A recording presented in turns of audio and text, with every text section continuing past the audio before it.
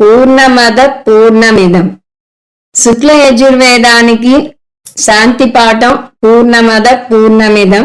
బృహదారణ్యకోపనిషత్తు, ఈశావాస్యోపనిషత్తు ఈ శుక్ల యజుర్వేదానికి చెందినవి కాబట్టి వాటికి శాంతి పాఠం ఇది.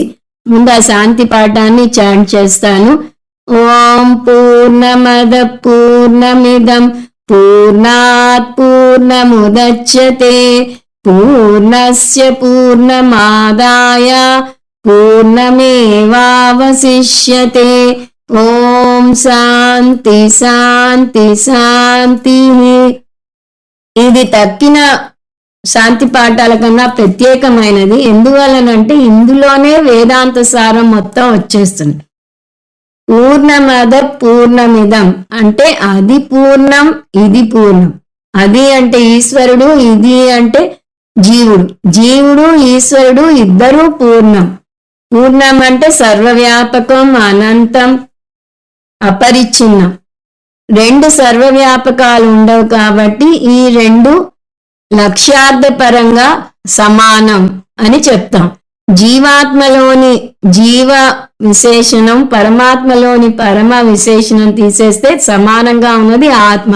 సో ఆత్మపరంగా జీవుడు ఈశ్వరుడు సమానం. ఈ విధంగా మహావాక్యం వచ్చేసింది. ఇప్పుడు రెండవ పాదం చూస్తే పూర్ణాత్ పూర్ణముదచ్యతే. పూర్ణం నుంచి పూర్ణం పుట్టింది. పూర్ణం పుట్టే అవకాశం లేదు, ఇంకొక పూర్ణం నుంచి పుట్టే అవకాశం అసలే లేదు. కానీ ఉపనిషత్ చెప్పింది అంటే దాని అర్థం ఇక్కడ వాచ్యార్థం తీసుకోవాలి. ఈశ్వరుని నుంచి జగత్తు పుట్టింది అని తీసుకోవాలి. అంటే ఇక్కడ కార్యకారణ సంబంధం చూస్తాం. మూడవది పూర్ణస్య పూర్ణమాదాయ పూర్ణమేవా అవశిష్యతే. పూర్ణంలోంచి పూర్ణం తీసేస్తే పూర్ణమే మిగులుతుంది. అదెలా సాధ్యం? జీవుడు అంటే ఆత్మ ప్లస్ శరీరం.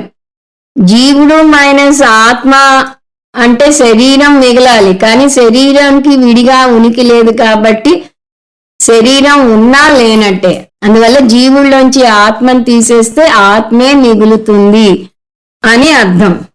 ఇది బ్రహ్మ సత్యం జగన్మిథ్య అనే వాక్యాన్ని సూచిస్తుంది. ఓం శాంతి శాంతి శాంతి అంటే ఆధ్యాత్మిక, అధిభౌతిక, అధిదైవిక విఘ్నాలు లేకుండా ఉపనిషద్ బోధ నిర్విఘ్నంగా సాగేలా చేయమని చేసే ప్రార్థన.